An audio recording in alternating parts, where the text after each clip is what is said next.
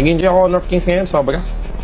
Parang siyang si ML, eto si Honor of Kings ngayon, para siyang si ML nung Season 1 hanggang Season 5 ng MPL.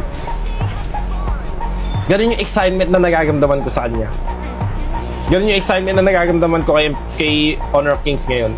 Kung hinahanap-hanap niyo yun, kung hinahanap niyo yung ganun excitement, men, I think, mahanap niyo sa Honor of Kings. Pero kung masaya kayo ngayon, sa Mobile Legends ngayon, stay kayo sa Mobile Legends, man. Wala naman sa pilitan eh. Nakakamiss yung open qualifier na ML. Men, ayun na nga eh. Tapos ngayon, mas madaming opportunity, men. Mas madami, ito yung opportunity kay ML, men, sobrang liit na ngayon. Honesty maging honest ako sa inyo, sobrang liit na ngayon. Yung kay Honor of Kings, sobrang laki.